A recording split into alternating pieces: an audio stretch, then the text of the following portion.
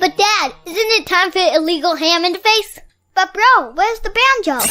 Some Cleveland sports shows try to give you hot takes, but only one can give you a big old piece of hot ham. Welcome to Illegal Ham to the Face. Talking all Cleveland sports. And don't forget our Fat Boy Tuesday, where we also ham it up with some fun food topics. Without further ado, let's serve up some ham. Here are the Ham Boys, Fatty, and Big Bry.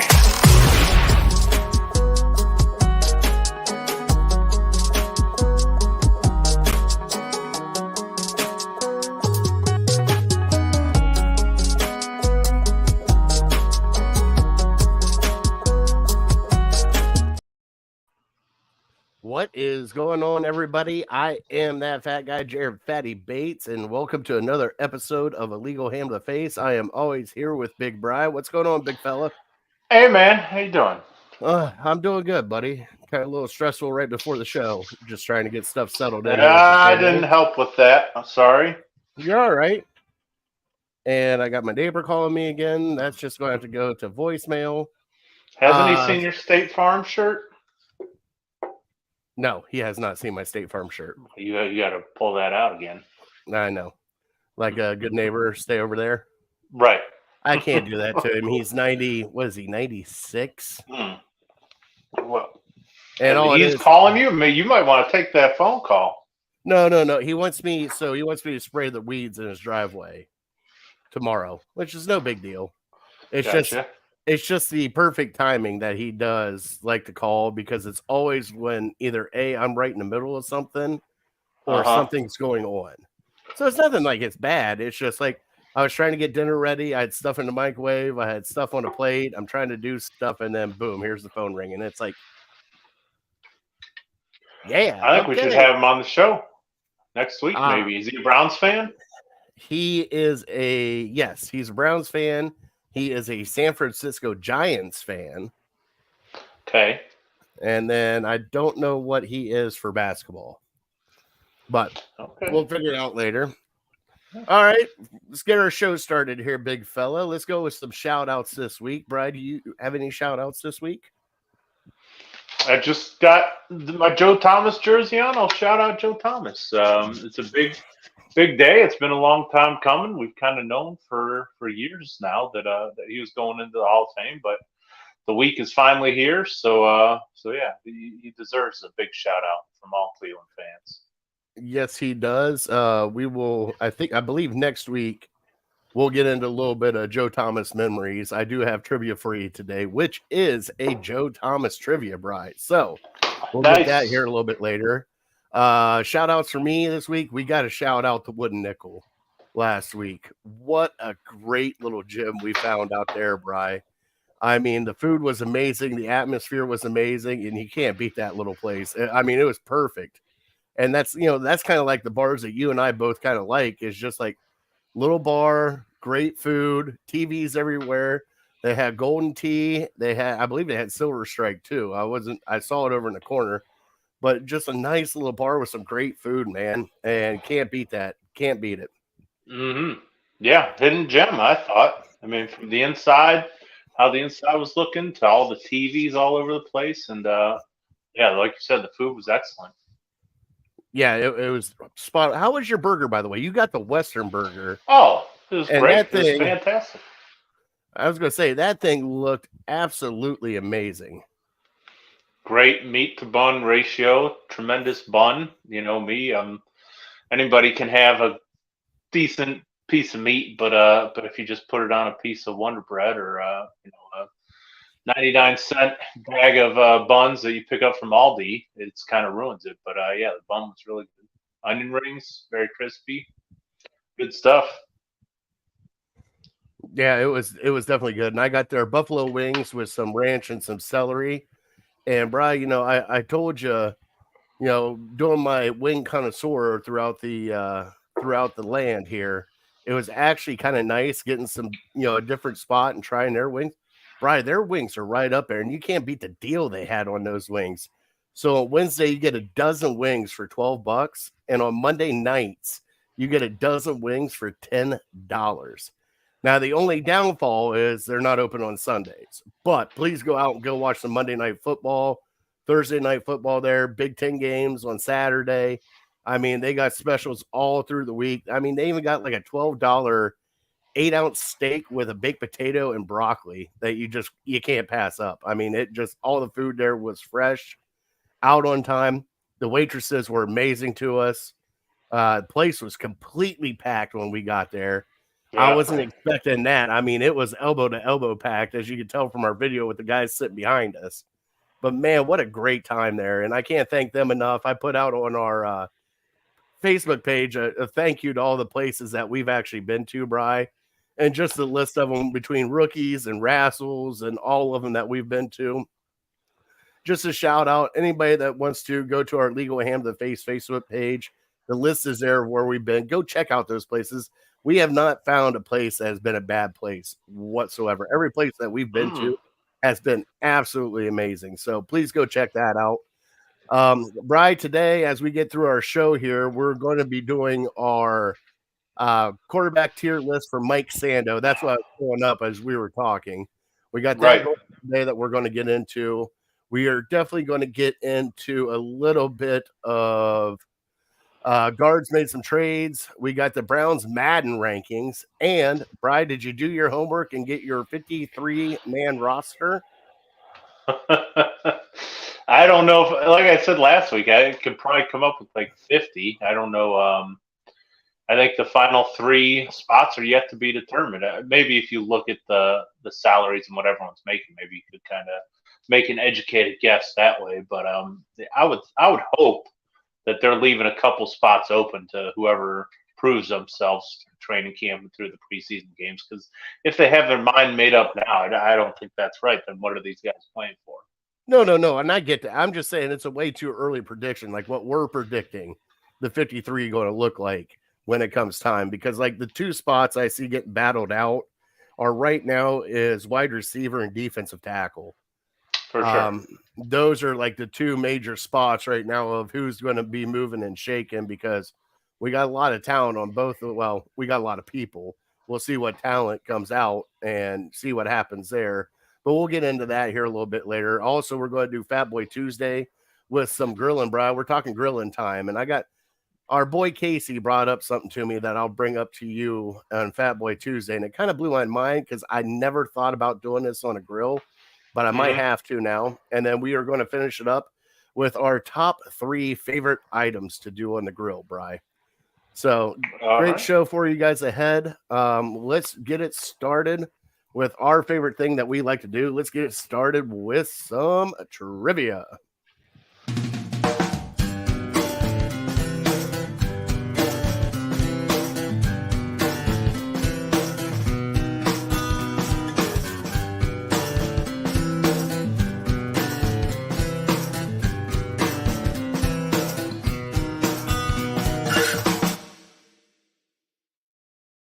Our trivia is brought to you by City Dogs of Cleveland. And Brian, we do have a new puppy tonight. We did not have one last week due to the fact that we were out and about. Also, some fun news from City Dogs Cleveland. October 22nd, our wonderful viewing party / pregame show is going to be a dine to donate for City Dogs Cleveland. Anything bought there that day with our party, 20% of the proceeds go to City Dogs Cleveland, along with we're going to have the hat, passing around the hat and taking donations that way for them. See how much money we can raise, but they're going to do the dine to donate. So we'll keep you posted on that as we get closer. October 22nd, Brian, it's right around the corner. Our dog of the week's name is Mystic, and she is a adorable 1-year-old princess. Look at that face, Brian. Please go adopt her at City Dogs. We have everything scrolling down here, how to get a hold of them. You can get a hold of them through the phone, their website, and also how you can meet a City Dog. They'll schedule you an appointment to go meet her. She is about 1 year old and about 40 pounds, but she is a snuggler from what they say. She knows how to sit, and she can take treats from your hand very nicely and easily, and she keeps her sleeping area clean. So please go adopt their dogs. Right now, from what they said, they have over 100 plus dogs in the kennels right now. So they're going to be doing a clear out kennel here soon. But please get a hold of City Dogs. Go get a dog from them. If anybody, we've known Beth for years now, 3 years now, Bri. We've known Beth and we've been friends with them and sponsors of them throughout our show and through other ones. And we just want to say thank you to them for sponsoring our show and letting us help them try to get some dogs adopted. We will keep you posted on some events that they got coming up here in the next few weeks too, because they got a couple big events. So please go adopt Mystic. Tell them that the Ham Boys have sent you. All right, Bri, our trivia for today. Now, Bri, this is going to be a fun one. You ready?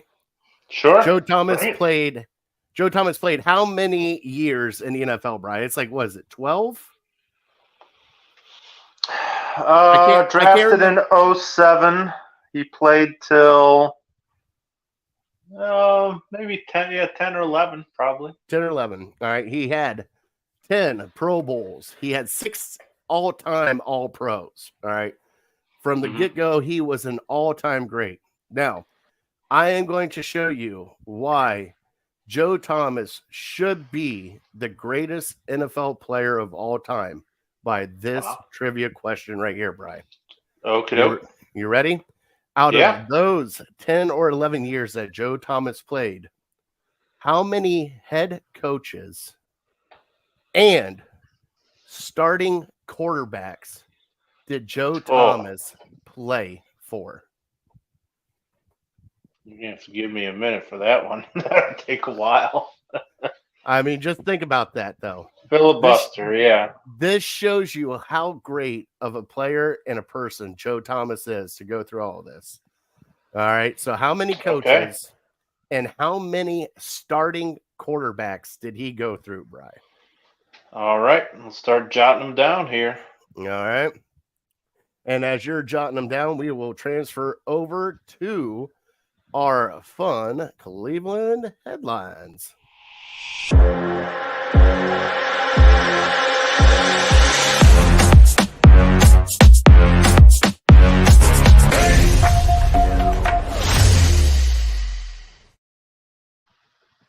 All right, your Cleveland headlines tonight is right off the bat. Before we get into some Browns talk, the Guards have made some moves for their roster.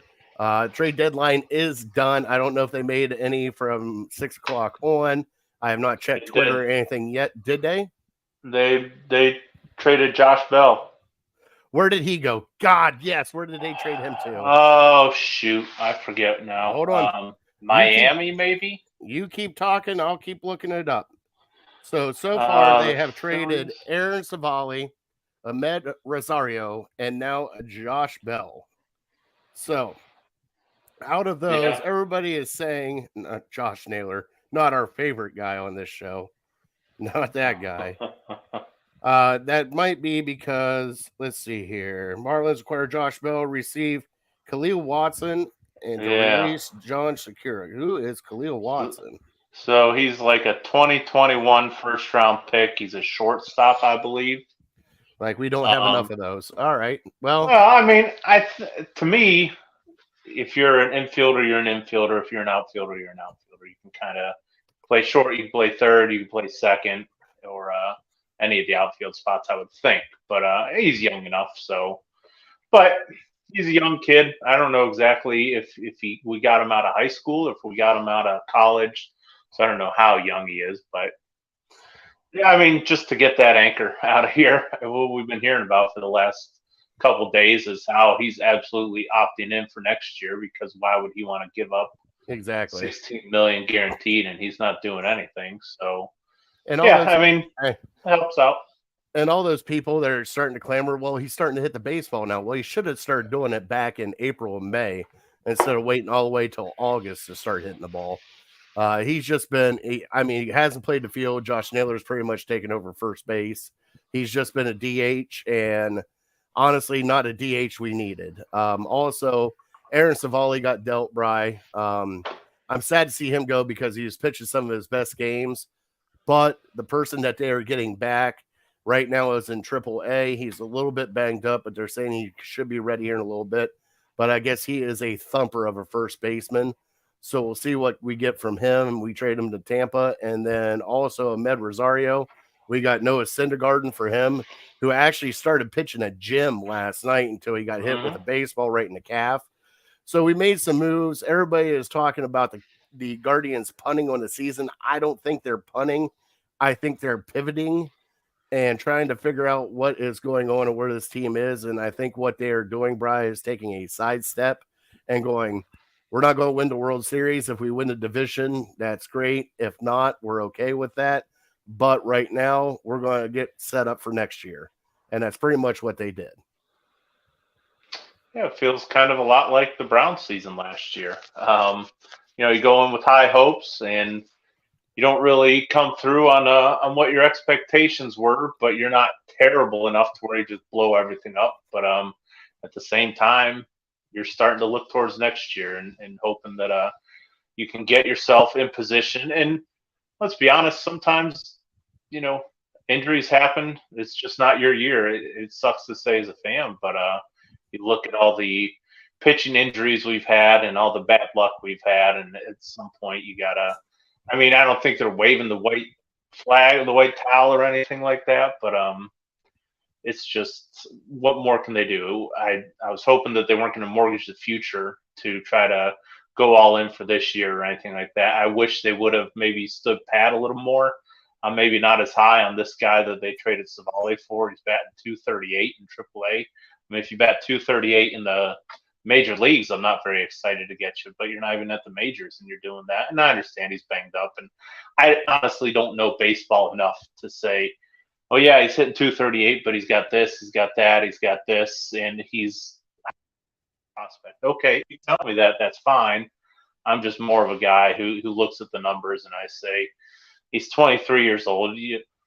Guys in the NBA at 23, they're making all-star games. Guys in the NFL at 23, they're 1,000-yard rushers or borderline Pro Bowl guys. And this guy, it's not even in the pros, and he's not really tearing it up or anything like that. So,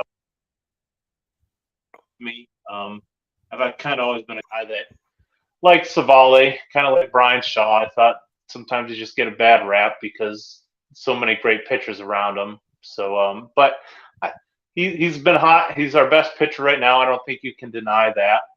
So to get rid of your best pitcher now when you're a game out of the division, it says a lot. So I don't know what's really going on in the clubhouse, but I can't imagine they're too excited about that. No, there's rumblings that the players aren't happy with that move right now because of where they're at.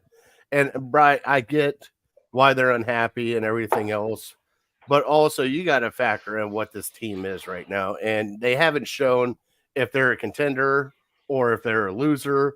We're just stuck in that wonderful middle, that Jeff Fisher, 8 and 9 bullshit that we always like to joke around about. We're just stuck right there in the middle.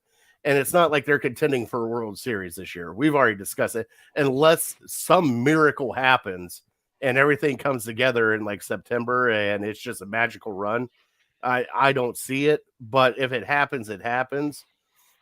But like you said with this guy, I know he's only batting 238, but the year before that, Bry, and I know he's 23, but baseball's different than football and basketball. Baseball takes a little bit for your eyes to develop, for your hands and everything else to develop. Like some people young can come in, but a lot of people that come in don't start doing anything until 25, 26. And then that lasts them for like the next 6-7 years. So there is, we still have hope with this guy. And like you said, he's a top prospect.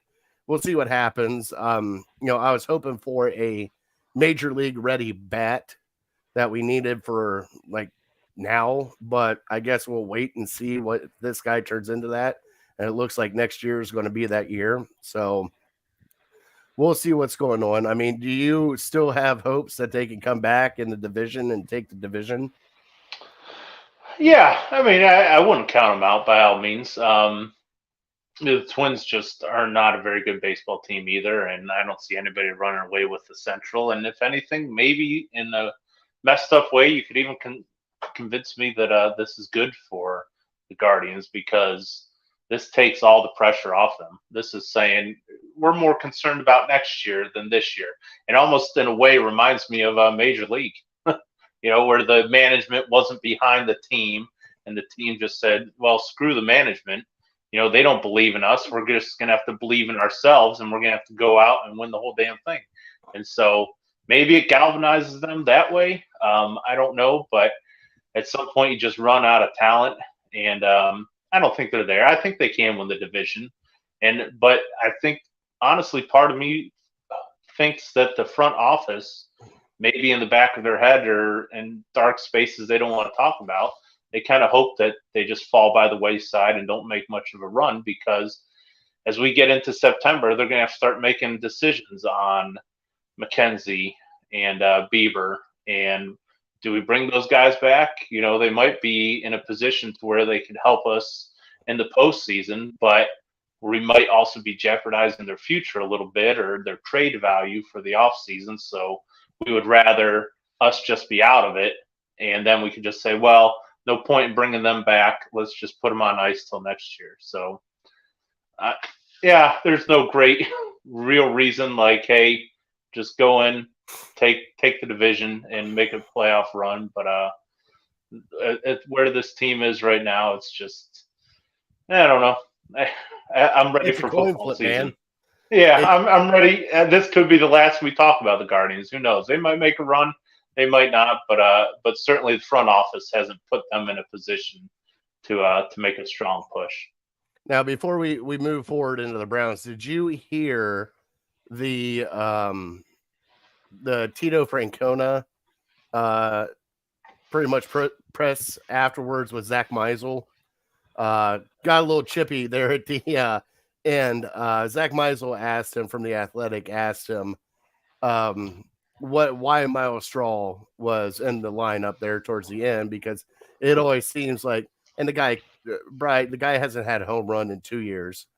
He has been kind of like I guess he's one of the great defenders. He is a Gold Glove defender, but he just cannot hit the ball, Bri. And it's sad to say, but I mean, that's almost like playing in the old school National League when the pitcher's coming up, it's an automatic out. But I guess it was asked why Miles Straw was in there, and Tito got a little chippy with that question, and it leads me to believe that there is probably some things going on in that clubhouse that people are not happy with. So I don't know if it's Tito reluctant to play somebody else because he wants the defense in there, or if it is something else that's underneath that we don't know what's going on. And it's kind of like, I'm just going to stand firm and keep Miles Straw in there, but we will see what happens going on. I wanted your reaction on Tito kind of getting defensive with Miles Straw. I understand the response. He's as frustrated as any of us are. What I don't understand, and maybe you can let me know, I don't understand the scenario. I thought I heard somebody say, nobody's talking about it all day, but then I heard one of the afternoon shows say, was he up there with the bases loaded with no outs? Bases loaded, no outs. And Tito says, we're looking for base runners. We don't need a home run there. Well, a home run there would have tied the ball game up, right? Or maybe put us one behind. Well, and the thing is when he talks about base runner, well, the guy doesn't get on base. Like, that's right. My other thing. Like, give it to somebody else. Like, he has proven to you that he cannot do it in that moment. And we've seen it for like the past 2 months now, because it seems like he's the one that's always in that moment at the end. And he grounded into a double play. And then that was it. Like, it just like, well, because he got defensive and he goes, well, who else was going to bat? Anybody. My God, get the 90-year-old guy in the stands down there to take a couple of swings. Like, just change it up for a second. Like, just, you're already down 4 at the time, Bri. You might as well take a chance. Like, why are you just wasting right there? Yeah, let's put in Gonzalez. Let's see if he can hit a home run or not, or get a base hit and spark something, instead of Miles Straw going out there and just dumping it down to the pitcher. Like, just something. And I think that's what it was. The question was more about, like, why can't we just get something other than Miles Straw in that spot? Yeah, right now that's the narrative. I mean, I'm guessing there's got to be other guys on the team that have come up just as much in the ninth inning and not had a ton of success. But the narrative is, yeah, Miles Straw, this guy hasn't hit a home run in 2 years. He always seems to fall short in the ninth inning, and it's Tito being Tito. He's not going to get bunny ears, and he's not going to react to what the fans are saying or what the media is saying, and he's just going to stick by his guys, which is, sometimes some people might say one of his strengths, some people might say one of his weaknesses, but yeah, he's not changing right now. With only a few years left to go, he's going to stick by his guns. Yeah, he definitely is. And, something he's done that ever since he's been here. I mean, with Kipnis, he'd hit with Kipnis. Sure. He's done it with other people out in the outfield. I get it. It's just one of those ones that it just irks you because it's a glaring, wide open hole, and you're just like, because you just want better. That's all you want, Bri. Oh, yeah. I mean, like I said, it's frustrating for everybody just because I don't think the players and the coaches aren't frustrated. They know it's a golden opportunity for them, and they just keep blowing it. And now the front office has given up hope, essentially. I mean, we're getting guys that could help us next year and 2 years, but we're not getting anybody other than maybe Syndergaard. You hope that he could come back to his form with the Mets, but yeah, they didn't make that move because they thought, oh, Noah Syndergaard's a great pitcher right now. They made that move because they want to start getting young guys playing time, and Rosario was taken away from that. Yeah. And those guys are stepping up. I mean, Gabriel Arias right now I can see why they want his defense out there because, man, that kid is definitely hot with the gloves. So we'll see what happens. Like I said, we'll check in with them. Brown season starting. And then guess what? It starts this Thursday, Bri, 8 p.m. on NBC.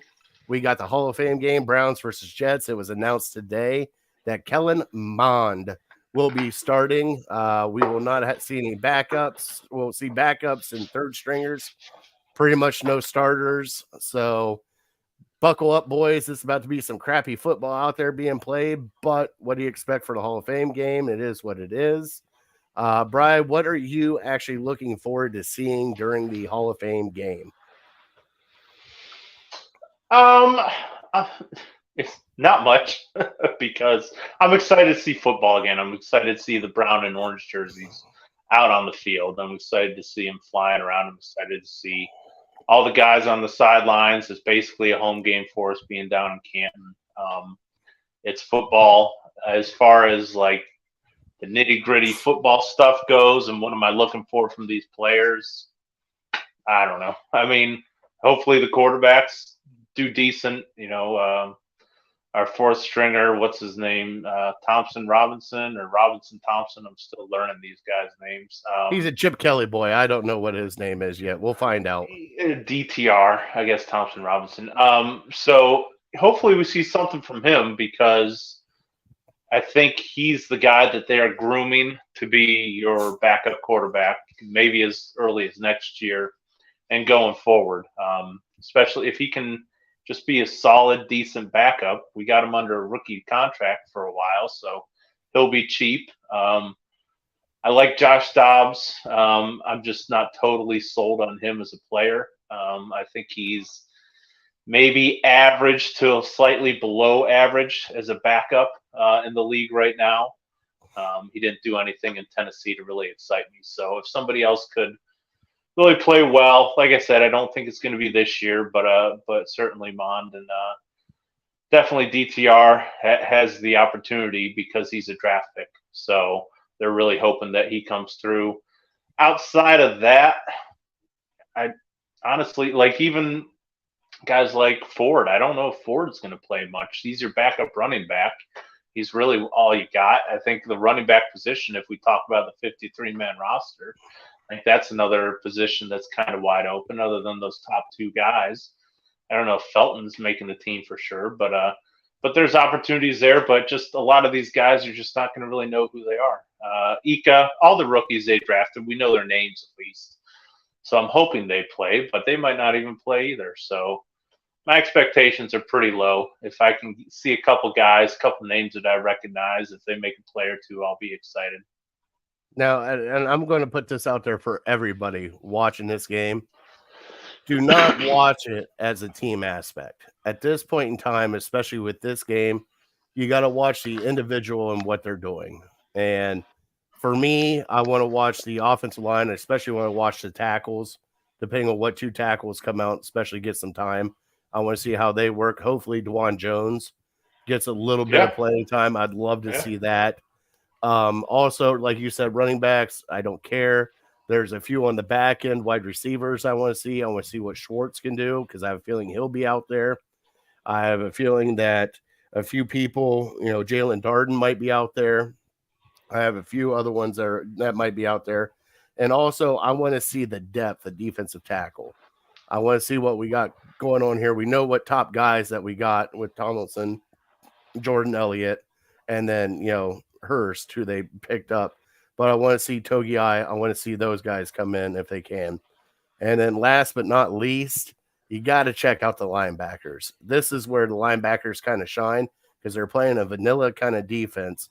But this is where you're going to see if guys can tackle or not. And if they can tackle, they will. If they can't, they're not going to. So keep an eye on how your linebackers tackle, how they move up into the hole and go after the running backs. But those are the things I'm looking forward to. Everything else can kind of go by the wayside. I just want to see certain people and how they're doing and just keep an eye on people that we know that are on the bubble and see how they play this game. Yeah, it's exciting to see football. And does it really have an effect on the Browns 2023 season? I don't really think it does. I mean, the only way it could is negatively. Let's be honest. If one of these guys, one of these backups that we might be counting on to play some time gets injured, then it affects us negatively. But we can get as fans. We're fans, so we're allowed to get excited if one guy has a nice play. Who's a guy a few years back? Sheehy Giuseppe returning the one for a punt for a touchdown. I wanted them to keep him so bad. Right. At the end of the day, it had zero effect on the season, but it got us all riled up for the preseason.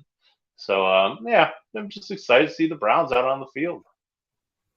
All right. We'll see what happens on Thursday night at 8 p.m. on NBC. At least that's what they're saying. Kickoff. The football season is starting.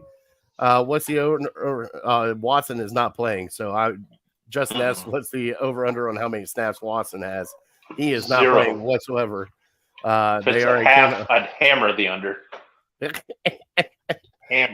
Also, we got to give a shout out to Justin. He had a little minor thing at the hospital. Well, it's not a minor thing. Had a little spinal tap. Just making sure that he's okay. His sis is there, which I have not seen in like 30 years, it feels like. But I do have to bring this up, Bri, because he brought up, she said, I need to see the fatty fail. There's the fatty fail.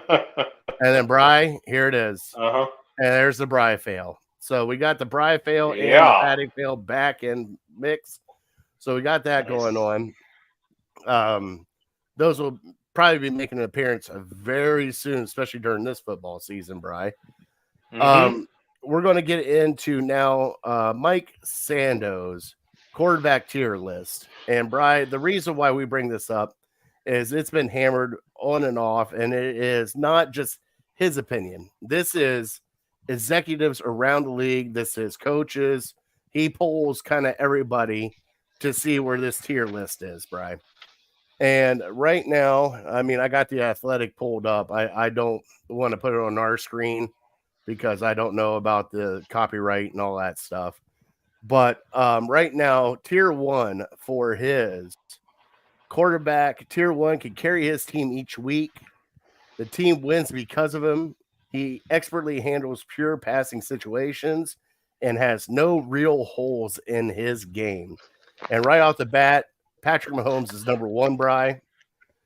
Joe Burrow is number two. Josh Allen is number three.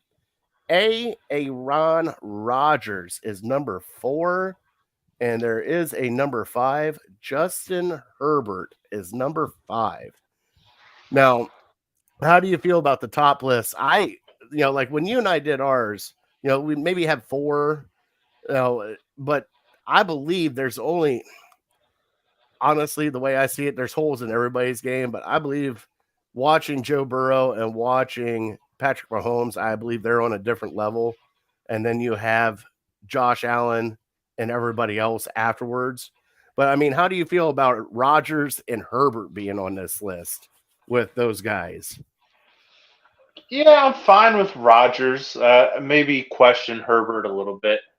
If you want to put them in that elite tier, I think his skills are there, but he just hasn't done enough. He made the playoffs one time, and he blew a giant lead. I mean, obviously it's the team, but he lost the game. Him and the Chargers lost the game. So for somebody who doesn't have the hardware, hasn't won any awards, hasn't won any playoff games, put them in that elite tier.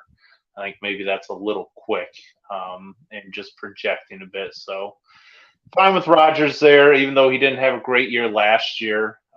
He certainly has a resume to back it up. But Herbert, kind of question that. Even if you want to put Lamar Jackson there, I'd almost be okay with that more than Herbert. Even Matthew Stafford. I mean, let's not forget last time he was really healthy, they won the Super Bowl. Last year, he was banged up like a crushed can of Coke and just didn't do much, and so that's why we kind of forget about him. But yeah, that would be the one issue I had. But look, these guys are front office guys. They know a lot more than we do, and they obviously see the talent there. They're just maybe getting ahead of themselves a little bit.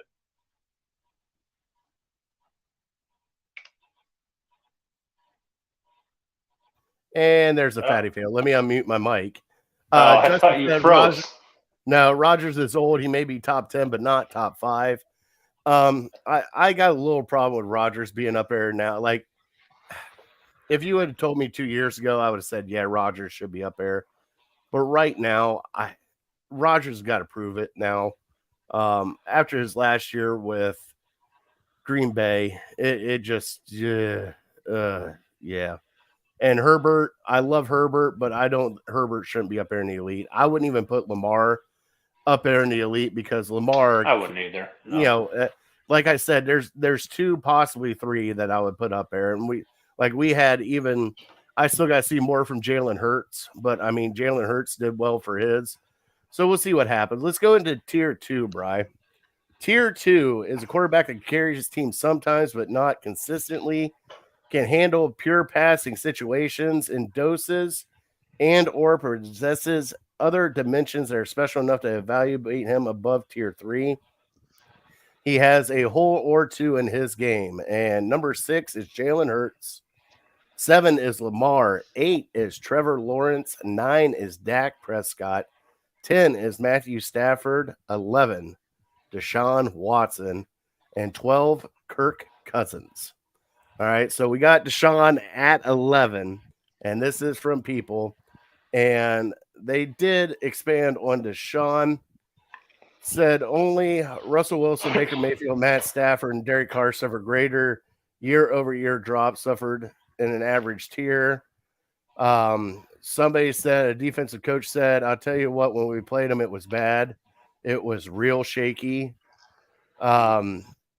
And this was the last 6 games of last year. So this is somebody, everybody thinks, okay, the Russell will wear off after a couple weeks. The defensive coordinator said the guy hasn't played in, a year and some change. That's a hard thing. And it was one of my first years. I put him a 2, probably maybe a 1 again. And another person said the position is the hardest position to play in football. Taking any time away takes some things away from you. A personnel director said he has a skill set that could take him back to where he was or close to, but the game hasn't gotten any slower, and he is going to have to show that he's able to catch back up again. So that is our quarterback that they got there at 11. Then he said the intangibles are there, but it's just him putting it together. But I do like this tier because I believe this tier is pretty much spot on with where they got everything. All these guys are elite quarterbacks. They all possess something different than everybody else. and they can win a game if needed, and they could also lose a game if needed, as we saw with a couple of them. What are your thoughts about this tier list, Bri? Yeah, I'm totally comfortable with this second tier. It's very talented guys, guys that have shown flashes of greatness at times. Most of them have consistency issues, but that doesn't mean not everybody's going to be a Hall of Famer like the guys, a lot of the guys in the top tier. So these are guys that can put it all together for one season and win the MVP, or they could just be up and down all year long and miss the playoffs. So it makes me feel good that maybe most of the other the guys, like I said, that know a ton more than you and I do, that are up in the front offices that dissect these guys' games all the time, they still feel confident enough to say that Deshaun Watson is in that second tier, even though he didn't show a whole lot last year. They saw enough glimpses, or maybe they're just saying, we've seen enough of him in the past. But at the same time, Russell Wilson is down in the third tier, so they have to have seen something in Deshaun's game, or just maybe have confidence in him fitting in the Browns scheme to put him in this second tier. So happy with it. Certainly not satisfied. 11, there's probably, let's see how many guys. 1, 2, 3, 4, 5, 6, 7. That would make him the 8th best quarterback in the AFC. So if we're the 8th best team in the AFC, we miss the playoffs. So it's still not good enough. But yeah, I mean, hopefully at this time next year, we're talking about him 5, 6, maybe 4 would be nice. So right now they have the voting average, Brian. The voting average for Deshaun Watson was 2.36. So that means he bounced around between 2 and 3. They just kind of gave him the benefit of the doubt. And Kirk Cousins was a 2.5. So they're both right there at either the low end of tier 2 or the top end of tier 3.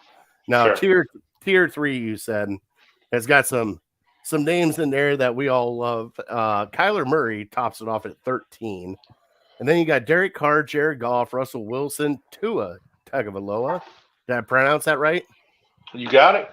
Heck yeah. Jimmy Garoppolo, Daniel Jones, Geno Smith, Justin Fields, Ryan Tannehill, and Mac Jones. These are all quarterbacks that are legitimate starters but needs a heavy run game and or a defensive component to win. A lower volume drop back passing offense suits them best. All right, and this kind of suits all these guys in here. The only one that I kind of question would be Derek Carr, and I've always been high on Derek Carr. I think Derek Carr can light it up and throw it with the best of them. I don't think he just needs a running game. But also, I think he needed a change of scenery out of Las Vegas because that team did not believe in him whatsoever. And they showed it because they were reluctant to re-sign him. They were reluctant to do anything around him, with the exception of Devontae Adams. But they're just they sat on their hands because they didn't know what to do with him. And I think at New Orleans, I think he is, especially with Chris Olave and a couple of speedsters they got there. I'm kind of curious to see what's going on with him there. Also, kind of excited to see what Russ can cook with Sean Payton's offense. That's going to be definitely a question mark team this year, Bri. And that is going to be a sleeper quarterback that I would put down if you're doing a fantasy draft. That's one guy you might want to keep in the back of your mind just in case, because if things go well, he might get back to cooking like Russ does. If things go bad, you might as well just chalk it up to another one. How do you feel about tier 3 there, big fella? I guess probably the biggest issue I have is having Kyler right there at 13. He's just, maybe I'm being too short-term memory and thinking about last year, and because a couple years ago, 2 years ago, yeah, well, it's when the Browns played them. Nice, yep. I got that pun. What were they? They were like 6-0, 8-0, something like that when they came into Cleveland. So they were a damn good team, and he was wheeling and dealing. But I just don't think, especially with his frame and just the way he plays football. I think people eventually, it's just a matter of time before they're going to figure him out. So Is it just because he's injured too much? Not just that. I mean, even last year when and who knows, maybe he'll make me look like an idiot, and it'll all be Kingsbury's fault for the game plans that he was drawing up for Kyler. But I've never been a huge Kyler fan. I think he's tremendously athletic, but I think that only takes you so far. Eventually, you got to throw the ball, and just with his frame and everything, I think he has a limited ceiling. So to have him at 13 and ahead of guys like Carr and Goff and Wilson and Tua and Jimmy G and guys that have done it in this league and made deep playoff runs, I think that's maybe where I have my biggest issue. The other small issue I had was having a guy like Geno Smith ahead of Ryan Tannehill. Oh, Justin Fields too, but we don't need to get into that. Ryan Tannehill has been a proven guy for the Titans. They were the number 1 seed a couple years ago in the AFC. So I think he deserves to be a little bit higher than Fields, higher than Geno, who's just done it 1 year. And I'd even put him higher than Daniel Jones. But maybe people just think he's past his prime and he's on the backside of his career. I don't know. By the way, after you just took your little Justin Fields dig, no. I wasn't trying to get into it. That's why I glossed over it. Bud, we are going to have a serious conversation next week about Ohio State, Michigan.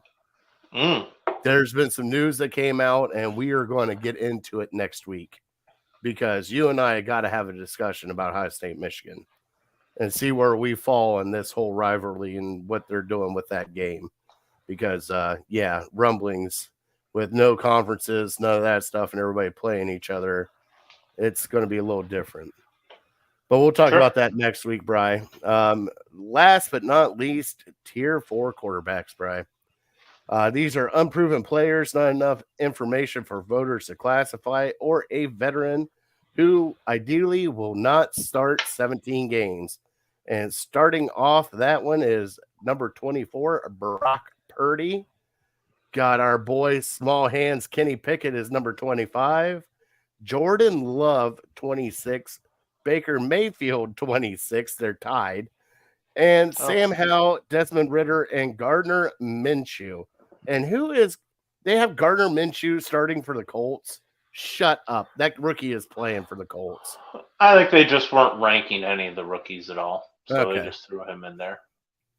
All right. But right there, that's pretty much the creme de la creme of either placeholders or you don't know what the hell they're going to be. So how do you feel about the last tier, Bri? Yeah, it's crapshoot.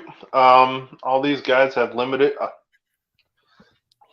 I don't want to say. I mean, other than Baker, all these guys have had very limited experience in the league.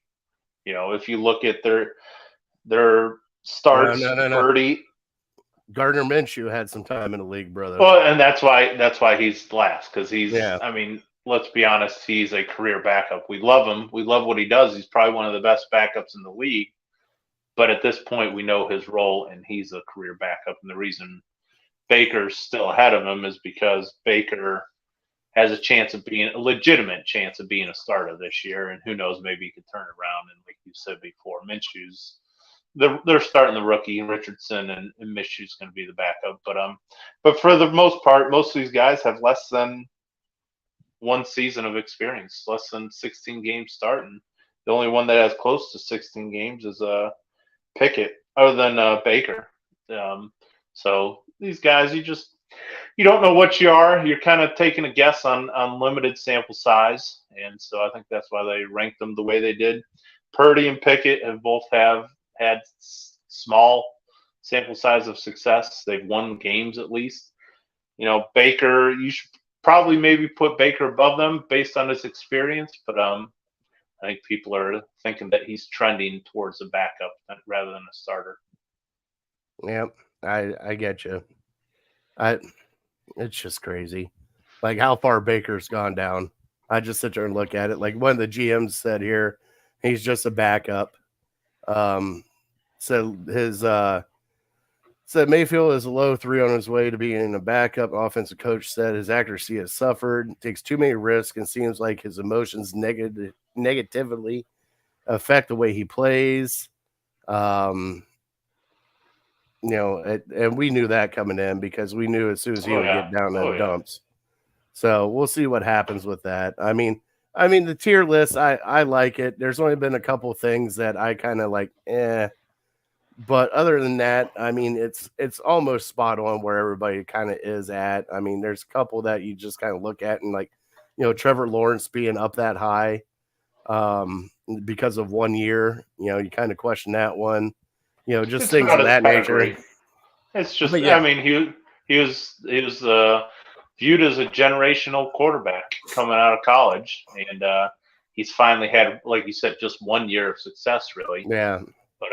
But they think that first year they chopped it up to Urban Meyer being the worst NFL coach ever, and he just screwed him up. And now that he has a legitimate NFL coach, he finally had some success, so they're jumping back on that bandwagon to where, well, we thought he was going to be good. He sucked his first year, but now he's back to being good, so we're going to jump on that. And they, to their credit, they won a playoff game. They probably shouldn't have won it, but yeah, I mean, I still don't think he's great, but based on his pedigree and based on his success last year, and I mean, let's be honest, the sky's the limit, at least for the regular season for them this year, because they play in such a terrible division. But when they have to start playing these other powerhouses in the AFC, we'll see what they're made of. All right, Brian, the next thing that came out that we are getting into next is the Madden rankings have come out, Bri, and I got the list of your Browns players. And let's start out with the good. We'll do the good, the bad, and the ugly. The good, Nick Chubb, Amari Cooper, Joel Bitonio, and Myles Garrett are all over a 90. Nick Chubb is a top-rated running back. Amari Cooper is 91. Bitonio is a 92, and Myles Garrett did not get the 99 club, but he got in at a 98. Those guys all deserve it. I'm still kind of shocked that Cooper's still kind of up there in the 90s. I thought they might have dropped him down a little bit. But, we'll see what happens. You and I both love playing Madden, Bri. They do have the Browns overall as an 89. I think it was an 89 overall. Really? 87 overall. 87. 87 or come into Madden rated 87 overall. Myles Garrett's 98 for a full look of the team starters. So here's the starters. We're going to run through them. Here's the one that is the ugly, Bri. Deshaun Watson at a 78 overall. You got Nick Chubb at 97, Cooper at 91, Peoples-Jones. Peoples-Jones is above Deshaun Watson at 79. Elijah Moore at 80, and Njoku at 84. That seems a little high. Jed Wills is at the same spot as your starting quarterback at 78. So is Ethan Pocic. Wyatt Teller, 86. Conklin, 80. That is your offense. Defense. Defensive tackles suck. They're at 80 and 73. Darius Smith is at 85. Here we go. Left outside linebacker, Devin Harper, 64. That's what we need to see. That's not correct. I've never even heard that dude's name before. That's what it says right here. Devin Harper, left outside linebacker. Okay. They play two linebackers. I got to imagine Walker and JOK are those two. So Walker is a 76, JOK 79.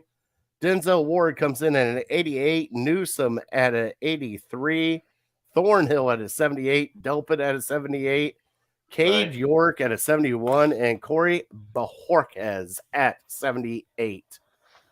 All right. How could Watson be higher than that? Basically unproven. I get it, Justin. I get it. But it is a Browns fan. He is a Browns fan. He's just he's just not a fan of Deshaun Watson, and it's okay. It's okay that he's not a fan of Deshaun Watson, Bri. Hey, I went through it with Johnny. I was a Johnny. You went through it with Baker. No, I said I will support Baker if you run it back. You can see I said pay him the money and keep him here in Cleveland, and I would have been wrong for saying that. But After hating on Johnny and kind of in the back scene root for him to fail, I said I don't want to. It's just not fun rooting against your quarterback, but rooting for a team. It's just counterintuitive. I mean, I don't know how you can do it. I did it, but I wasn't happy as a fan. So, anywho, yeah. I'm one thing I will say. I'm happy to see Nick Chubb is finally getting the respect he deserves, and Yes, people sir. are acknowledging him as the best running back in the league, even though he doesn't catch a ton of passes. And They never tried, though. That's the thing. Right. They never Right. tried.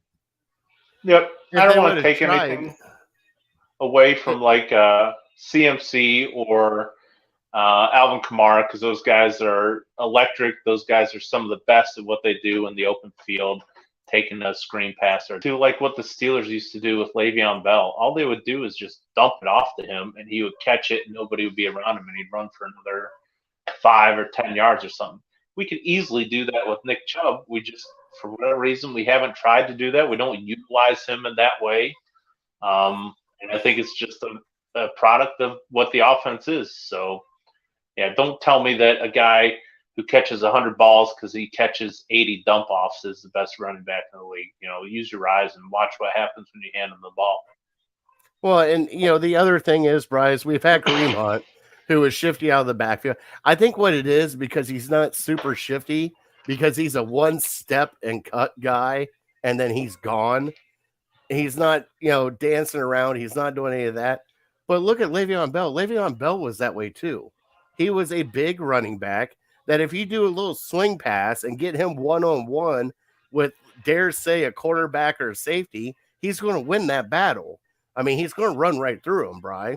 And it's not that hard. Like you said, we can scheme it up for him. And it's not like he can't catch it because he has caught balls before. Right. They're just like, they're afraid to throw it to him for some odd reason. I don't get it. I don't get it because that's almost a perfect play as a little play action screen with him. Just fake like you're going to hand off to him, let him come out into the flat a little bit, and there's a screen set up with 2 offensive linemen in front of him and let him go downhill. They got to start giving him the ball more, especially in that situation. I expect him to actually catch a little bit more out of the backfield this year. Yeah, I don't know if they're trying to protect him from taking so many hits or what they're thinking is, but is there anybody that you would rather have on the Cleveland Browns with the ball in open field than Nick Chubb? I mean, to me, there's nobody even close. As good as Cooper is and as athletic as Njoku is, much rather have Nick Chubb out in the flats catching a ball, even if he's got 2 guys converging on him. I feel comfortable that he's going to at least make one of those guys miss, and then I'll take my chances on the other. But yeah, I don't know. I think they're maybe in the back of their head they just don't want him taking too many hits or whatnot. But yeah, it's time to take him out of the bubble wraps and use him as a complete running back. And that time should be now with the way the back room is. We'll get into that. We'll get into that next week, Brian. We'll get into roster a little bit next week and just, you and I talk about players. I mean, we know what the starters are going to be. We'll get into the bubble a little bit. Like the one bubble guy I got is a toss up between Bell, Goodwin, Darden, for the wide receiver. And then Togiai, definitely one for the defensive tackle of what's going to go on there for that. And then the back part of the safety and the cornerbacks, who's actually going to play there. So those are like my big ones. Everybody else kind of falls in place with where you see, and especially with the tackles and the guards and everybody, there might be one outlier. But I can't wait, buddy. Football season's back. We're getting ready to watch football on Thursday. By the way, what are we doing Thursday? Are we getting together? What's going on here? I'm going out somewhere. I just don't know yet, so I will text you when I find out where I'm going. Hopefully it'll be around the diner or something. But yeah, I'll let you know. Stop on out if you want. Yeah, hit me up. Let me know because I definitely want to watch that game. Have some fun. Yeah, I mean, it'll probably just be the first half or whatever because I'm old and I got to wake up early. But at least it'll be a good first half of football. Probably watch the second half on the couch and fall asleep about halfway through the third quarter. How it always works, Bry. That's how it always works. Was there a guy? So looking at their rankings for Madden, give me one guy who you thought was too high and one guy who you thought was too low? I thought Cooper was too high. I thought Njoku was too high. Yeah. Too low, Posich. I figured he'd be around 80. They got him at 78. Okay. And JOK at 79. I figured he might be at like an 82. But other than that, the defensive tackles aren't anything that they're just average. Greg Newsome at 83. They don't have on here, from what I see from the Madden NFL 24, they don't have the ranking for Emerson on here, and I'm kind of curious what Emerson is. I thought I saw. Oh, he was like around a 76 or something. Yeah, see, that might be a little bit too low because he played really good last year. So we'll see what happens. But like those are the other ones, like Njoku being up that high at 84. Like I can see him at like 82, 80. I'm really, honestly, Brian, I'm really shocked they do have Deshaun at 78. Like I figured at least an 80, 81, maybe 82, but 78, that's almost like a rookie coming in on these games. So, right. Yeah. After looking at the quarterbacks, the list of quarterbacks and where they had all these guys ranked, it was kind of apparent to me that they put, and as you probably should, they put a ton of emphasis on what you did last year and how you played last year. They didn't care because I think Russell Wilson is below Deshaun. I'm not sure how much further back he is, but they put just a ton of guys like who had good years, Kirk Cousins, Daniel Jones, they got higher rankings. And so it was based on what have you done for me lately, and here's your ranking on what you did last season. Whereas, all these other lists and everything, they kind of take in, okay, well, a couple years ago, Lamar Jackson won the MVP, so he's got to be top 10. So that's one thing. We talked about the Madden rankings and also the quarterback tiers that we talked about earlier. I think these are the reason I brought them up to you is because I think these are the two standards that we should be going by based on the rankings for the quarterbacks are by guys who are in the buildings, who are watching all these guys play, coaches, front office guys, scouts, stuff like that, who have watched everybody, not just one reporter who, tries to watch film and highlights on every single team. These are guys that it's their job to do this. And then as far as the Madden rankings go, they have teams. They have people who they hire, and they go out and they're on the sidelines and they are scouting these guys nonstop and breaking down their games. Okay, really good at breaking tackles, so we should put it there. So I think to me, it's always interesting to see where they have these guys ranked. And for me, I think I had one guy too high. I thought Greg Newsome was a little too high at 83. I don't know if he's really done enough to warrant that rating. And then a guy who I've always been very appreciative of, and unfortunately he's had a lot of injuries, is Jack Conklin. And he was a guy who was an all-pro. He was the best right tackle 2 years ago. And then he had some injury issues last year. And to have him down at an 80, that's like a slightly above average starter. So I think as long as he's healthy, he should be at least 85, 86, something like that. But I also thought it was interesting to see, I think the Browns, you said the Browns were ranked 87 or something like that? 87 overall. 87 overall. So I think when I saw it, they had every team listed, and there was like the seventh best team in the whole NFL. And so that was interesting to me because they are just looking at the teams based on the players that are on these teams and how we have them ranked and how it all adds up to a team. And I know it's not perfect science because the quarterback far outweighs, if you have a great quarterback, that far outweighs if you have a good right guard and a good center and a good middle linebacker or something like that. So you can't just, it's not always apples to apples. But to me, it's like, okay, they're telling you the Browns have the 7th best roster in the NFL.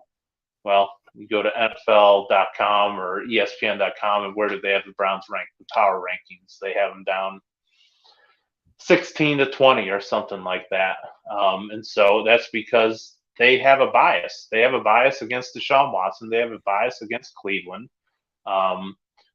They've been let down too many times by the Browns and pumping them up and then being let down. But if you just look at the roster, you take all the bias out of it, 7th best team in the league. So whether they perform that way, time will tell. Obviously, guys have to come together. Injuries are a huge part of it. But I think they should be talking about the Browns as a top 10 team far more than 15 to 20 team. Yeah, we'll see what happens, Brian. They just gotta it's prove it or shut up. I'm that's where I'm at, and like and like the whole Watson thing. Where I'm at now with the whole Watson thing, Brian, is I don't want to hear shit about 2 years ago. I don't want to hear shit about last year and the 6 games they played last year. Either come out and play like we're paying you to play, and what everybody believes you're going to play at. Or don't. Like, I don't want to hear this. Well, he was elite 3 years ago. Well, he sucked the last 6 games. There's no in between anymore. This is where we're starting off now. I don't care if he was elite 3 years ago. I don't care if he sucked the last 6 games last year. This year is what matters. And if he can't come out and do it, Bri, then peace. Like we've done it for years. Well, not peace. Not peace, because you're stuck with him for 3 more seasons. Well, maybe. But yeah, and I mean, unless somebody's a sucker like whoever traded for Josh Bell today. But yeah, I think it's totally fair to judge him based on this season. Totally fair to wipe out whatever you saw last year, whatever you saw in his Texans career, and just totally judge him on this year. And that's why I've said Deshaun Watson's under the most pressure for any Cleveland athlete that I can maybe ever remember. I mean, like even more than LeBron when he came back, because LeBron was proven as the best player. He just had to come in and gather the troops, a young team, and to play around him. And Deshaun Watson has, I mean, everything the Browns franchise has been through, everything they've been through with him standing by his side, expectations couldn't be higher because this team is the most talented team we've seen here in 25 years, and it's all up to him. Yep, we'll see what happens. All right, Bryce. So I'm going to ask you, save Fat Boy Tuesday for next week. Okay. When Sherry comes on. Now, Sherry is not with us tonight. She should be back with us next week. She's feeling under the weather right now. So we told her, I'm like, and this is the thing that we were talking about. So Fat Boy Tuesday, we were going to talk about grilling. And the thing that was brought up, and I want you to wrap your head around it before next week. Casey brought up to me about grilled watermelon.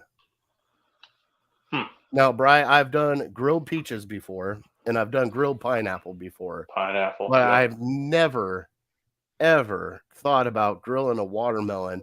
And I guess people kind of live by this because they put some salt on it to bring out the sweet a little bit, but I guess it caramelizes and also changes the flavor profile. So like a lot of barbecues will actually do like a pulled pork sandwich, and just to say grilled watermelon's the bomb. Like I guess it changes the taste of it. You add a smoky into it with the sweet from the watermelon. So I was kind of curious about that. So I want you to kind of like dive into that. And I actually, Bri, I got a watermelon here at the house. Yeah. I'm probably going to grill out tomorrow and try it and see what I think of it, because I've never had it before. No, that's exactly what I was going to say. We have watermelon in the fridge right now. I'm grilling burgers tomorrow, so I'll definitely try it. Yeah, throw it on the grill.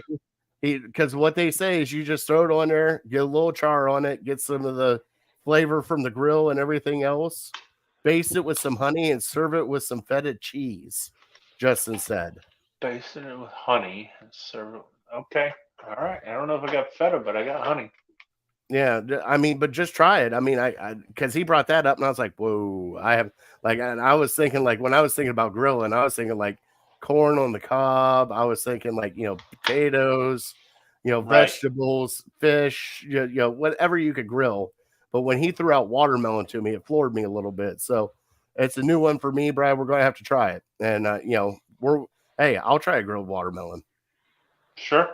Yeah, and they're just so juicy. I mean, obviously they're filled with so much water and liquid. You would think it would just, dry them out, and you'd just be left with like almost jerky or something. But yeah, yeah. I'm interested to see how it works now. Yeah, I've heard of people putting salt on it, but never on a grill. Yeah, because it was salt. They even said put like taco seasoning or like a Cajun to add a little sweet with spice. Okay. Just go for that way. I mean, I was like, okay, I guess I got to try it now. So we'll try that. We'll do our top 3 next week too with the grilling items. I mean, we Sure. did 2 top 3s, but we got to get into finish our trivia. First off, Yeah. go Go. Browns. Please go watch the Browns game on Thursday night. Football's back, baby. Let's go. They're back home. And Brian, the trivia that I brought up to you from City Dogs of Cleveland was Joe Thomas might be the best NFL player ever. And the reason why I'm bringing that up is because I want you to guess how many coaches and how many starting quarterbacks played while he was there. I've literally, if you've been looking at me, writing down stuff, that's what I've been doing. I've been writing down mainly quarterbacks. I got the coaches. Now I'm guessing I probably forgot one. I got Romeo, Chud, Pettin, Shermer, Mangini, Hugh. There's 6. I didn't know if you were counting Terry Robisky. Nope. So you got You're not 6 counting head Terry. coaches. 6 head coaches. You got it, Brian. That's the Is first that one. right? Okay. Six head coaches and 6 GMs that this man played under in his entire time here at Cleveland. Think about Wow. that. 11 years, 6 head coaches. Crazy. Now, Okay. go to starting quarterbacks. Okay, so I started writing them down, and I had to cross off some because I don't believe he played with Baker, which means he didn't play with Tyrod Taylor. I got D.A. Charlie Fry. You don't need to name them. I just need Oh, to we're know. naming them. We're naming Okay. D.A. Charlie Fry because I'm counting them up as I'm going. D.A. Charlie Fry, Brady Quinn, Johnny. Whedon is 5. Jason Campbell 6. Seneca Wallace 7. McCown 8. RG3 9. Kaiser 10. Kessler 11. Brian Hoyer 12. That's all I got. I got 12. Bry, you are off by 8 quarterbacks. 8. The man Oh, had Lord. 20 starting quarterbacks. Well, now behind I'm going to him. have to try to come up with the other 8 and text them to you later. Unless you want to give them to me now. I believe Gronkowski is on there, Bry. Oh, that means Ken Dorsey's on there too. Ken Dorsey's on there. Jeez. You're going to have all these other like little no names on there. But I just want you to realize that man was an all-pro and in the Hall of Fame, a first ballot Hall of Famer, and had 6 head coaches and 6 GMs, and also had 20 starting quarterbacks behind him. He has got to be the best NFL player ever in the NFL, Brian. To actually get in the Hall of Fame with that resume right there with the 6 head coaches and 6 to 20 quarterbacks behind him. Crazy. Yeah, I mean, and the fact that he retired after 0-16, wasn't it? The 0-16 season was the season that he retired. that sounds, because he played with Myles Garrett, so he got hurt like halfway through that one. Oh, I just wanted him to win something, Bry. But congratulations to him. He's going in the Hall of Fame, first ballot Hall of Famer. He is the keynote speaker at the end. So when they do everything, he'll be the last one to speak. His wife and his kids are actually introducing him there. So, and also stay tuned because there's going to be so many people telling stories about him, things that he's done. Like the best one today was they had on 923 The Fan, they had Barry Alvarez on today, his old coach from Wisconsin, on talking about him. Just things like that, and just how genuine of a guy he actually truly is. So please watch, just clap, go to the parade, just support Joe Thomas this week because it definitely is all about him, Cleveland, because 20 years of misery has produced us a Hall of Famer. And support him and praise him the way he should be because he has been a gem for our team, our franchise, and our city his tenure here. So, Bri, any last words on Joe Thomas before we close out the show? No, I got nothing. I'm sure we'll hit on him next week, so I'll save it for then. All right. Well, everybody, thank you guys so much for watching. Thank you guys for chiming in. Justin sent me a recipe for a watermelon salad, Bri, that we might have to try. So, hey, he's a chef. Got to go with it, right? So you got any watermelon moonshine? I'd try that. I know someplace that has watermelon moonshine, and the Browns actually played there this past week. Oh, okay. I mean, I can't name names because, it's just, but, somewhere in West by God, Virginia, there's some moonshine down there that has some spice to it. I'll bring you back some, Bri. I know a guy. Did you hear about what they did on the plane? No, what happened on the plane? Oh, I guess they just trashed it. They trashed the plane, and people having to board it the next time. I don't know why they don't have their own private plane, but it's not like the NFL doesn't make billions upon billions of dollars. But whoever had to load the next people in, it took them like an hour or 2 hours to clean it all up just because it went buck wild on it. I don't know what they were celebrating, but maybe getting back to Ohio after leaving Virginia. What was that, like? I was going to say, what was it, like a 15-minute flight? I guess, yeah. Go ham. Any reason to do it? I mean, did they even get above the clouds? They just kind of just scooted across the sky and land, right? Who knows? Yeah, I mean, how much damage can you really do in 45 minutes? Well, Brian, hey, we know how much damage we can do. Power hour? Were they doing power hours, you think? Hey, power 45 minutes? Waterfalls? Is that what they're doing? Hey, were they doing Thunderstruck? You never know. You never know. Gets a little rowdy. We playing Kings. You never know what goes on. Sure. Hey, what's really funny is all the young kids now are like, Kings, Thunderstruck. What are you guys talking about? Oh, we knew how to drink. We knew how to. Hey, no rhyme or reason. Nope. Hey, some of us fell out of a bed on top of a keg or lemon bars at some point in time. Reaching for lemon bars onto the keg. Yeah, still got that shirt. I got a hole in the back of it, but I still got that shirt. God, that thing needs to be framed. You know something, Brian? We're gonna have a show of just story time with Jared and Bri, and just have a blast with it. It was supposed to be our first year in the Michigan Ohio State. Although, did we kind of do a Michigan Ohio State show last year? Yeah, but it wasn't much of one. We did a little unplugged. bit, but we'll talk about it more next week. So, Bri, let's get out of here. We had a great time tonight talking Browns. It's kind of nice talking football again. So, Bri, God bless everybody. Yep, God bless you. God bless America.